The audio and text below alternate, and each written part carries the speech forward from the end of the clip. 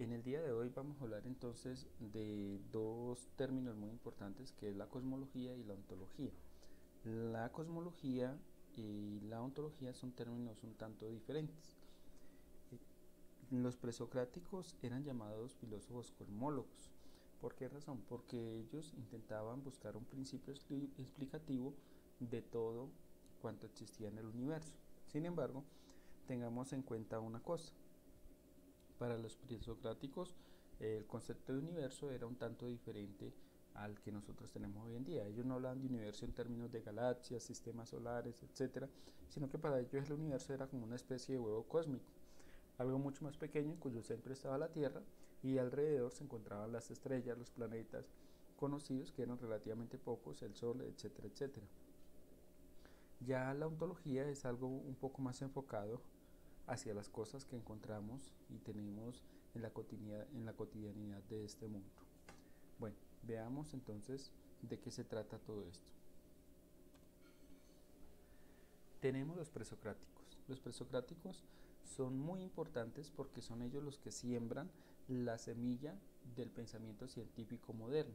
Ellos abandonan las explicaciones mitológicas o teológicas para dar razón acerca del origen del mundo e intentan con la razón dar explicación de cómo surge toda esta realidad que nos rodea. El primer filósofo presocrático que aparece en escena entonces es Tales de Mileto, y Tales de Mileto postula como principio explicativo de todo el agua. Para él, el arché o materia prima originaria del mundo, del universo como tal, del cosmos, es el agua, porque él vio que este elemento era de vital importancia para la vida. Lo necesitaban las plantas, lo necesitaban los animales, y por tanto pues debía ser el elemento primario de todo cuanto existe. Él postulaba la idea de que la Tierra se encontraba flotando en una especie de océano cósmico, eh, que a su vez era el que le da origen a todo lo que vemos y conocemos aquí en el mundo. Después de Tales llega Anaximandro. Anaximandro no está muy de acuerdo con el hecho de que un mismo elemento se pueda crear a sí mismo. Entonces dice, bueno, yo no creo que el fuego se cree a sí mismo o el agua se cree a sí misma. Entonces debe haber otro principio explicativo. Cabe aquí hacer una salvedad.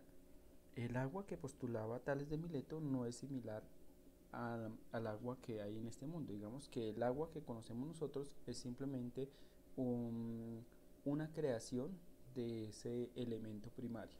Entonces no sabemos decir si el agua que postuló Tales de Mileto fue un elemento más sutil o más denso que el agua que conocemos, porque desafortunadamente se perdieron sus escritos para siempre en la historia. Lo que nos llegó de él fue simplemente comentarios que otros autores hicieron de su obra. Bueno, continuemos con Anaximandro. Anaximandro postula lo indefinido o lo apeirón. Él dice, bueno, debe haber una especie de quinto elemento en medio de los cuatro ya conocidos que los mezcla en diferentes proporciones y da origen a todo cuanto existe en el mundo. Entonces no sabemos exactamente qué es ese elemento, pero debe estar ahí y es el que de cierta manera está interactuando con los otros cuatro para generar toda la vida o todas las cosas que las realidades que encontramos en este mundo. Tal cual como hoy en día los físicos no saben exactamente qué es la materia oscura, ¿sí?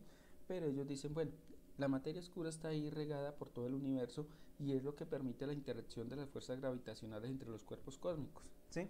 Aunque no sabemos cuál es su composición química, ni atómica, ni nada de eso todavía, pero es un elemento que sabemos que ya está ahí. Y ya hay teorías sobre el tema de la materia oscura. Lo mismo le pasó en su momento a Anaximandro con su apeirón o lo indefinido. Después de Anaximandro llega Anaxímenes. Anaxímenes va a postular que el aire es el principio constitutivo o materia prima primaria de todo cuanto existe en el mundo. El aire, por rarefacción o condensación, crea todo lo que hay en el mundo.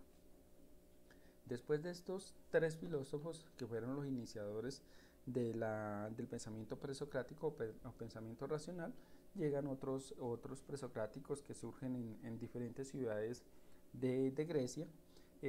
Surge, por ejemplo, los pitagóricos. Los pitagóricos fue una organización de corte monacal, es decir, era algo parecido o relativo a un monasterio, y ellos postularon como archivo principio de todo el número. ¿Por qué razón el número? Porque ellos veían que toda la naturaleza requería de un cierto número para llegar a ser lo que es. Por ejemplo, un agricultor va y siembra una semilla de maíz, y esa semilla requiere un cierto número de días para germinar, formarse la plantica, crecer y dar sus frutos, ¿sí? Entonces, por ejemplo, si siembra el maíz y el agricultor les dice a ustedes, bueno, se demora 4 meses en que la semilla germine, crezca la plantica y dé su fruto, estamos hablando más o menos de un promedio de 120 días. Lo mismo las estaciones más o menos cada 90 días cambia la estación del año. Entonces ellos vieron eso, se dieron cuenta entonces que el número, todo en la naturaleza aparentemente obedecía al número, y dijeron, bueno, el número debe ser anterior y por tanto debe ser el archeo principio de toda esta realidad que existe. Después de los pitagóricos llegan los atomistas, Leucipo y Demócrito. Obviamente fueron más, pero estos dos fueron los iniciadores, y es bastante curioso porque estamos hablando de 2000 años atrás, en una época donde no se había inventado todavía el microscopio, y estos señores ya están hablando de que todo cuanto existe en la naturaleza está compuesto por átomos. Sin embargo, el concepto de átomos que ellos tenían era muy diferente al concepto de átomo nuestro. Nosotros, cuando hablamos de átomos, pensamos en un núcleo compuesto por electrones, protones, neutrones. Para ellos no. Para ellos el átomo era una unidad mínima, totalmente sólida e indivisible de materia. No obstante, los átomos eran de diferente naturaleza. Entonces, no es lo mismo los átomos que componen una roca que los átomos que componen el cuerpo humano. Eran átomos totalmente diferentes. Esos átomos se estaban moviendo constantemente en el ambiente, átomos y espacio vacío, y se movían constantemente en el ambiente. Lo que pasa es que por ser corpúsculos tan supremamente pequeños, pues nosotros ni nos percatamos de ellos. Constantemente los átomos, decían ellos, están chocando contra nuestro cuerpo, pero nosotros ni nos damos por enterados. No los vemos, no los percibimos. Cuando de pronto átomos de una misma naturaleza confluían sobre un punto determinado, pues empezaba a formar un cuerpo, una plantica, una semilla, etcétera, etcétera. Si un átomo de una naturaleza diferente chocaba ahí en ese punto, pues simplemente rebotaba porque no pertenecía a esa naturaleza, hasta que finalmente confluía en un punto donde sí estaban átomos de esa misma naturaleza y empezaban a formar otro cuerpo. También tenemos, por ejemplo, a Heráclito. Heráclito postuló que todo cuanto existe se originó a partir del fuego, un fuego que se enciende y apaga según medidas, y la realidad está además en constante fluir o movimiento, ¿sí? A él se le atribuye una frase famosa que dice: no nos bañamos 2 veces en el mismo río. Con esto quería aludir el hecho de que la realidad constantemente está cambiando. Es como un río donde el agua fluye constantemente. Bueno, eso digamos que en cuanto al tema de los presocráticos. Antes de continuar, la palabra clave aquí para los presocráticos es arché, que significa principio de todo, principio constitutivo de todo. Bueno, vámonos ahora con la ontología. La ontología, como ya les mencionaba al principio, pues es más enfocada en tratar de explicar las realidades que hay o que vemos en este mundo. Platón entonces es el iniciador de la tradición nihilista. Él va a decir que existen dos realidades: una realidad suprasensible o espiritual, como la quieran llamar, o inmaterial, y una realidad material, que es esta en la cual nosotros vivimos. Nietzsche va a criticar más tarde a Platón en su teoría nihilista, diciendo: el cristianismo no es más que un platonismo barato para el pueblo. Pero bueno, eso va a ser tema de otra clase. Entonces, Platón postula la existencia de dos realidades: el mundo inteligible, donde se encuentran las formas o ideas puras, y el mundo sensible, que es donde habitan las particularidades materiales que nosotros vemos constantemente acá donde estamos ubicados. Entonces vemos, por ejemplo, en la diapositiva que hay un caballo un caballo está en el mundo inteligible, que es la idea pura, y vemos que en esta realidad material existen diferentes tipos de caballos. Entonces tenemos, por ejemplo, los ponis, que son más pequeños, caballos más grandes, por ejemplo el percherón, hay caballos negros, hay caballos blancos, pero en últimas toda esta gama o variedades de razas de caballos confluyen todos y existen en este mundo porque hay una idea pura de lo que es el caballo en el mundo inteligible. Lo mismo pasa con todo lo cuanto hay en este mundo, los seres humanos, los árboles, las flores, las mariposas, de todo, absolutamente de todo, hay una idea pura que está en el mundo inteligible. Esa idea pura además es eh, inmutable, es decir, jamás cambia, es indestructible, siempre ha estado ahí, no varía, ¿sí? Entonces las particularidades sensibles, por el contrario, surgen y perecen. La idea pura no, siempre se mantiene allí. Entonces, hay una cosa aquí interesante en el tema de Platón. Yo siempre he dicho, hay ideas puras, ¿sí?, en el mundo inteligible que tienen un correlato material natural en este mundo. Hay ideas puras que tienen un correlato material no natural en este mundo. Y hay ideas puras que simplemente se vivencian porque no tienen ningún tipo de correlato material en este mundo. Veamos a ver cómo es esto. Ejemplo, los árboles de este mundo desde la perspectiva de Platón existen porque hay una idea pura de árbol en el mundo inteligible, ¿sí? Entonces, vemos en el mundo un pino, vemos un eucalipto, vemos cualquier tipo de árbol, y ese árbol no fue fabricado por el hombre, simplemente apareció en el mundo porque existe la idea pura en el mundo inteligible, ¿sí? Y al proyectarse esa idea pura sobre esta realidad sensible, pues facilita que aparezcan este tipo de realidades materiales que conocemos. Pero veamos el caso de una silla, ¿sí? Una silla como tal no apareció porque sí en la naturaleza. Tuvo que haber sido primero pensada por un ser humano, un hombre, y luego llevada a la realidad, plasmada a la realidad al hacer ese diseño, ¿sí? Sin embargo, la idea pura de silla ya estaba en el mundo inteligible y algún hombre recordó, porque según Platón, todas las almas nuestras antes de venir a este mundo habitaban allí en este mundo inteligible. Entonces esa alma recordó la idea pura que en algún momento contempló allá en el mundo inteligible y trató de plasmarla en un diseño específico de silla en el mundo. Bueno, entonces hay ideas también como el amor, ¿sí? El amor no tiene un correlato material, pero sin embargo se vivencia en este mundo. Entonces, palabras claves de acá: mundo inteligible, mundo sensible, idea pura, particularidades sensibles. Tengamos eso en cuenta. Vamos ahorita al caso de Aristóteles. Aristóteles no estaba de acuerdo con la teoría de las ideas de su maestro Platón porque él decía que esta teoría no sabía explicar el cambio o movimiento de las cosas.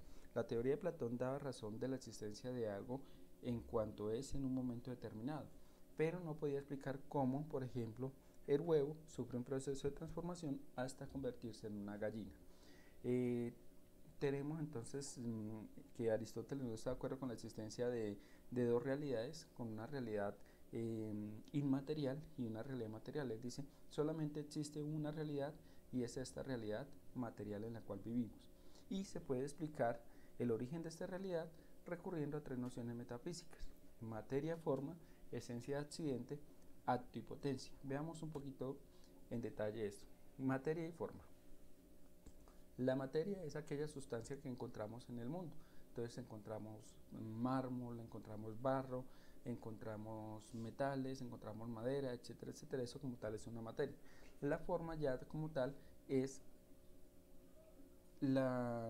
aquella particularidad individual que nombramos nosotros como árbol, como vasija, como flor, etcétera, etcétera, ¿sí?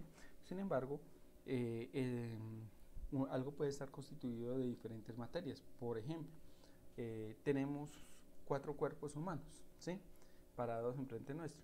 Sin embargo, un cuerpo humano está hecho, por ejemplo, de mármol, el otro está hecho de plástico y el otro está hecho de madera, y tenemos un cuerpo humano de carne y hueso. Entonces tenemos 4 cuerpos humanos ahí.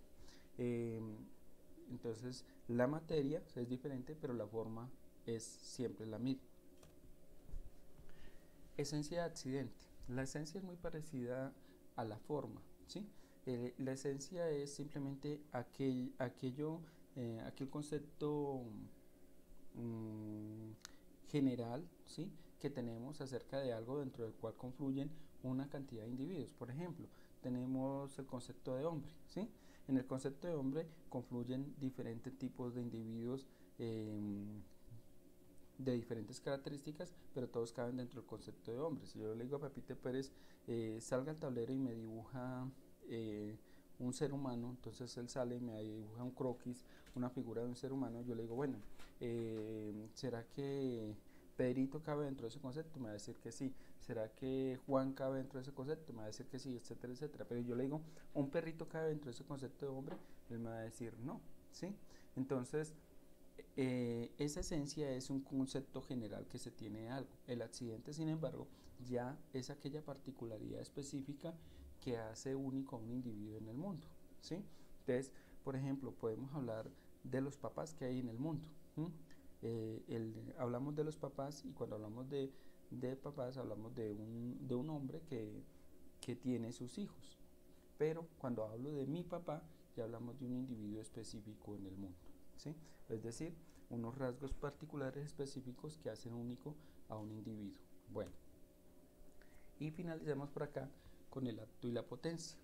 En esta noción metafísica Aristóteles dice, bueno, con esta explico lo que la teoría de Platón no sabía explicar. Una cosa es en acto en cuanto es aquí en un momento, pero la potencia es aquello hacia lo cual esa cosa que es aquí en acto tiende hacia su plenitud de desarrollo. Me explico. Ustedes pueden tener en este momento un bebé en sus brazos, ¿sí? Lo están mirando y es un niño o una niña ahí, aquí y ahora en acto, pero realmente él o ella son un hombre o una mujer en potencia. Ustedes tienen una semillita de cualquier planta en su mano, ¿sí?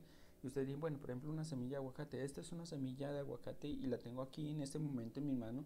En cuanto está ahí, es en acto una semilla, pero realmente ella es en potencia un árbol de aguacate. Si usted dispone todo para que ella se desarrolle hacia la plenitud de lo que ella quiere ser, pues seguramente llegará a ser el árbol de aguacate.